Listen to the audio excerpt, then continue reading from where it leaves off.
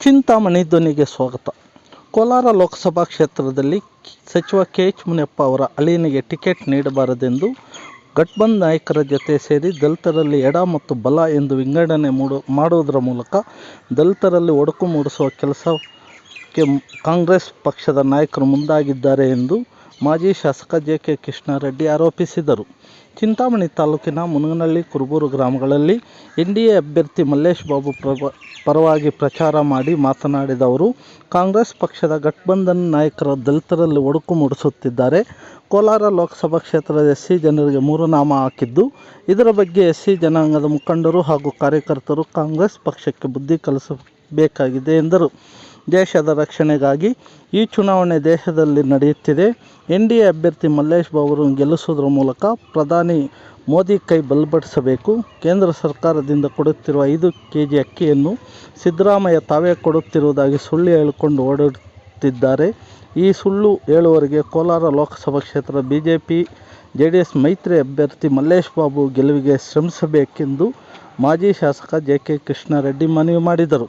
ನಂತರ ಮಾತನಾಡಿದ BJP ಮುಖಂಡ ದೇವನಹಳ್ಳಿ ವೇಣುಗೋಪಾಲ್ ಮಾತನಾಡಿ, ಮೋದಿಯನ್ನು ಮತ್ತೊಮ್ಮೆ ಪ್ರಧಾನಮಂತ್ರಿ ಮಾಡಲು ನಾವೆಲ್ಲ ಸಕ್ರಿಯವಾಗಿ ಚುನಾವಣೆಯಲ್ಲಿ ದುಡಿದು ಪ್ರತಿಯೊಬ್ಬ ಕಾರ್ಯಕರ್ತರು ಸಹ ಮತದಾನ ವೇಳೆ ಪ್ರತಿಯೊಬ್ಬ JDS ಮತ್ತು BJP ಕಾರ್ಯಕರ್ತರು ತಮ್ಮ ಮತಗಟ್ಟೆಯಲ್ಲಿ ಕನಿಷ್ಠ 50 ಮತಗಳನ್ನು ಹಾಕಿದ್ದರಿಂದ ಮತದಾನ ಶೇಕಡಾವಾರು ಹೆಚ್ಚಾಗುತ್ತೆ ಎಂದು ಸಲಹೆ ನೀಡಿದರು. ಈ ಸಂದರ್ಭದಲ್ಲಿ BJP ಗ್ರಾಮಾಂತರ ಮಂಡಲ ಅಧ್ಯಕ್ಷ ರಾಜಣ್ಣ, ಕುರಟಳ್ಳಿ ಡಾಬಾ ಮಂಜು, ಗ್ರಾಮ ಪಂಚಾಯತ್ ಸದಸ್ಯರಾದ ರಾಘವೇಂದರ್, ನವೀನ್, ವೆಂಕಟರೆಡ್ಡಿ, ಶ್ರೀಪತಿ ಸೇರಿದಂತೆ ಮುನಗನಹಳ್ಳಿ ಶ್ರೀನಿವಾಸ್ ಹಾಗೂ ಮತ್ತು ಮುನಗನಹಳ್ಳಿ ಗ್ರಾಮದ ಎಲ್ಲ JDS ಹಾಗೂ BJP ಮುಖಂಡರುಗಳು, ಕಾರ್ಯಕರ್ತರು ಉಪಸ್ಥಿತರಿದ್ದರು. ನರೇಂದ್ರ ಮೋದಿಯವರ ಸಂಕಲ್ಪದಲ್ಲಿ 4 ಬಡತನ ಈ ದೇಶದಲ್ಲಿ ಇವನ್ನ ಮೇಲೆತ್ತಿದ್ರೆ ಈ ದೇಶ ಅಭಿವೃದ್ಧಿ ಆಗುತ್ತದೆ ಅಂತ ಮಹಿಳೆಯಲ್ಲಿ ರಾಜಕೀಯ ಶಕ್ತಿ, ಇವತ್ತು ರಾಜಕೀಯ ಶಕ್ತಿಗೋಸ್ಕರ ಪಾರ್ಲಿಮೆಂಟ್ ಅಲ್ಲಿ ಆಗ್ಬೋದು, ಲೋಕಸಭೆಯಲ್ಲಿ, ವಿಧಾನಸಭೆಯಲ್ಲಿ 33%, ರಾಜ್ಯಸಭೆಯಲ್ಲಿ, ವಿಧಾನ ಪರಿಷತ್ನಲ್ಲಿ ಎಲ್ಲದರಲ್ಲೂ 33%, ಪಂಚಾಯಿತಿಯಲ್ಲಿ, ಜಿಲ್ಲಾ ಪಂಚಾಯಿತಿ, ಗ್ರಾಮ ಪಂಚಾಯಿತಿಯಲ್ಲಿ 50%. ಅವರಿಗೆ ಮನೆಗೆ ಉಜ್ವಲ ಯೋಜನೆಯಿಂದ ಹಿಡಿದು ಮನೆ ಕಟ್ಟಲು, ಮನೆ ಸಾಲದಿಂದ ಹಿಡಿದು ಮನೆ ಶೌಚಾಲಯದಿಂದ ಹಿಡಿದು ಮನೆಯಲ್ಲಿ ಅವರು ಸಬ್ಸಿಡಿ, ಸಣ್ಣ ಕೈಗಾರಿಕೆಗಳು ಸಣ್ಣ ವ್ಯಾಪಾರ ಮಾಡ್ಕೊಳ್ಳೋದಕ್ಕೆ 10,000, 20,000, 50,000, 1 ಲಕ್ಷ ಸನ್ನಿಧಿ ಯೋಜನೆಯಿಂದ ಹಿಡಿದು ಇವತ್ತು ಅವರಲ್ಲಿ ಧೈರ್ಯ ತುಂಬಿ ನಾನು ಬ್ಯೂಟಿ ಪಾರ್ಲರ್ ಆಗ್ಬೋದು, ನಾನು ಸಣ್ಣ ವ್ಯಾಪಾರ ಮಾಡ್ಕೊಳ್ಳೋದಕ್ಕೆ ವಿಶ್ವಕರ್ಮ ಯೋಜನೆಯಲ್ಲಿ 1 ಲಕ್ಷ ಇಂದು 3 ಲಕ್ಷ ತನಕ, ಅದೇ ಮುದ್ರಾ ಯೋಜನೆಯಲ್ಲಿ 5 ರಿಂದ 10 ಲಕ್ಷ ಇತ್ತು. ನಮ್ಮಲ್ಲಿ ಬಿಗ್ಗೆಸ್ಟ್ ಮ್ಯಾಂಗೋ ಮಾರ್ಕೆಟ್ ಅಂದ್ರೆ ನಮ್ಮ ಕೋಲಾರ, ಚಿಂತಾಮಣಿ, ಶ್ರೀನಿವಾಸಪುರ. ನಮ್ಮ ಬಿಗ್ಗೆಸ್ಟ್ ಟೊಮೆಟೊ ಮಾರ್ಕೆಟ್ ಅಂದ್ರೆ ನಮ್ಮ ಕೋಲಾರ. ಅದರಲ್ಲಿ ತರಕಾರಿಗಳನ್ನ ಬೆಳೆದು ಈ ಕಡೆ ಆಂಧ್ರ, ಆ ಕಡೆ ತಮಿಳುನಾಡು.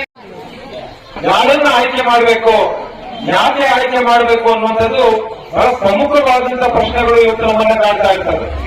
ಆದ್ರೆ ಅಂತಹ ಸಂದರ್ಭದಲ್ಲಿ ನಾವು ಕಳೆದ 10 ವರ್ಷಗಳಿಂದ ನಮ್ಮ ದೇಶವನ್ನ ಆಳ್ತಾ ಇರ್ತಕ್ಕಂಥ ಮೋದಿಯವರು ಯಾವ ರೀತಿ ಕೆಲಸಗಳನ್ನು ಮಾಡಿದ್ದಾರೆ, ಯಾವ ರೀತಿ ಭದ್ರತೆಯನ್ನ ದೇಶಕ್ಕೆ ಕೊಟ್ಟಿದ್ದಾರೆ, ಯಾವ ರೀತಿ ಸುರಕ್ಷತೆಯನ್ನ ದೇಶಕ್ಕೆ ಕೊಟ್ಟಿದ್ದಾರೆ, ಯಾವ ರೀತಿ ಅಭಿವೃದ್ಧಿಯನ್ನ ಈ ದೇಶದಲ್ಲಿ ಮಾಡಿದ್ದಾರೆ ಅನ್ನುವಂತ ಪ್ರಶ್ನೆಗಳು ನಮ್ಮ ಮುಂದೆ ಇದ್ದಾಗ ಬಹುಶಃ ಭಾರತ ದೇಶದಲ್ಲಿ ಇವತ್ತು ಅಭಿವೃದ್ಧಿ, ಒಂದು ಸುರಕ್ಷತೆ ಮತ್ತು ಭದ್ರತೆ, ಇವತ್ತು ಭದ್ರತೆ ಸ್ವಲ್ಪ ವಿಫಲವಾದರೂ ಕೂಡ ಒಮ್ಮೆ ನೀವು ಮಹಾರಾಷ್ಟ್ರದಲ್ಲಿ ಯಾವ ರೀತಿ ಆಯ್ತು, ಎಷ್ಟು ಜೀವಗಳು ಕಳ್ಕೊಂಡು ಇಂಥ ಅನಾಹುತಗಳು ಆಗುವಂತದ್ದಕ್ಕೆ ಇದನ್ನ ತಪ್ಪಿಸಬೇಕು ಅಂತ ಹೇಳಿದ್ರೆ ಬಹುಶಃ ನರೇಂದ್ರ ಮೋದಿ ಅವರು ಮತ್ತೊಮ್ಮೆ ಪ್ರಧಾನಮಂತ್ರಿ ಆಗಬೇಕು. ದೇಶದ ಭದ್ರತೆ ದೃಷ್ಟಿಯಿಂದ ಇವತ್ತು ನರೇಂದ್ರ ಮೋದಿ ಅವರನ್ನ 3ನೇ ಬಾರಿಗೆ ಪ್ರಧಾನಮಂತ್ರಿ ಮಾಡಬೇಕಾಗಿದೆ. ಅವರು 3ನೇ ಬಾರಿಗೆ ಪ್ರಧಾನಮಂತ್ರಿ ಆಗಬೇಕು ಅಂತ ಹೇಳಿದ್ರೆ ಇವತ್ತು ನಮ್ಮ ಮುಂದೆ ಇರ್ತಕ್ಕಂಥ ಚುನಾವಣೆಯಲ್ಲಿ ಮಲ್ಲೇಶ್ ಬಾಬು ಅವರನ್ನ ನಾವು ಅವರ ಗುರುತು, ತೆರೆ ಹೊತ್ತ ಮಹಿಳೆಯ ಗುರುತಿಗೆ ಮತವನ್ನು ಕೊಟ್ಟು ಅವರಿಗೆ ಆಶೀರ್ವಾದ ಮಾಡಿ ಈ ಲೋಕಸಭಾ ಕ್ಷೇತ್ರದಲ್ಲಿ ಲೋಕಸಭಾ ಸದಸ್ಯರನ್ನಾಗಿ ಮಾಡಿದ್ರೆ 3ನೇ ಬಾರಿಗೆ ನಮ್ಮ ನೆಚ್ಚಿನ ಪ್ರಧಾನಮಂತ್ರಿಗಳು ನರೇಂದ್ರ ಮೋದಿ ಅವರು ಮತ್ತೊಮ್ಮೆ ಪ್ರಧಾನಮಂತ್ರಿ ಆಗುವುದಕ್ಕೆ ಸಾಧ್ಯ ಆಗ್ತದೆ. ಮತ್ತು 2ನೇದು ಸುರಕ್ಷತೆಗಾಗಿ ನಾವು ಇವತ್ತು ಲೋಕಸಭಾ ಚುನಾವಣೆಯನ್ನು ನಡೆಸಬೇಕಾಗಿದೆ.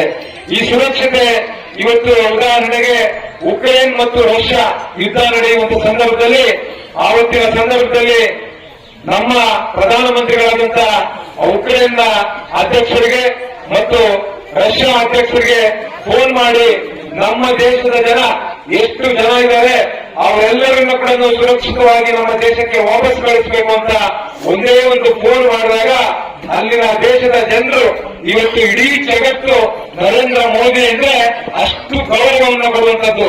ಆವತ್ತಿನ ಸಂದರ್ಭದಲ್ಲಿ ನಮ್ಮ ದೇಶದಲ್ಲಿ ವಿದ್ಯಾಭ್ಯಾಸಕ್ಕೆ ಹೋಗಿರ್ತಕ್ಕಂಥವರು, ಉದ್ಯೋಗಕ್ಕೆ ಹೋಗಿರ್ತಕ್ಕಂಥವರು, ವ್ಯಾಪಾರ ಮಾಡಕ್ಕೆ ಹೋಗಿರ್ತಕ್ಕಂಥವರು ಮತ್ತು ಬೇರೆ ಪ್ರವಾಸ ಟೂರ್ ಹೋಗಿರ್ತಕ್ಕಂಥವ್ರು ಇವರೆಲ್ಲರೂ ಕೂಡ 23,000 ಜನ ಆ ದೇಶದಲ್ಲಿದ್ರು, ಉಕ್ರೇನ್ ದೇಶದಲ್ಲಿ. ಅವತ್ತು ನರೇಂದ್ರ ಮೋದಿ ಅವರ ಒಂದೇ ಒಂದು ಫೋನ್ ಮಾಡಿದ್ದಕ್ಕೆ ಬಹುಶಃ 23,000 ಜನರನ್ನ ಸುರಕ್ಷಿತವಾಗಿ ವಿಶೇಷ ವಿಮಾನಗಳ ಮೂಲಕ ಈ ನಮ್ಮ ಭಾರತ ದೇಶಕ್ಕೆ ವಾಪಸ್ ಕಳಿಸಿದ್ದಾರೆ ಅಂತ ಹೇಳಿದ್ರೆ ಅದಕ್ಕಾಗಿ ನಾವು ಈ ಬಾರಿ 3ನೇ ಬಾರಿಗೆ ನರೇಂದ್ರ ಮೋದಿ ಅವರನ್ನ ಇವತ್ತು ನಾವು ಆಯ್ಕೆ ಮಾಡಬೇಕಾಗಿದೆ.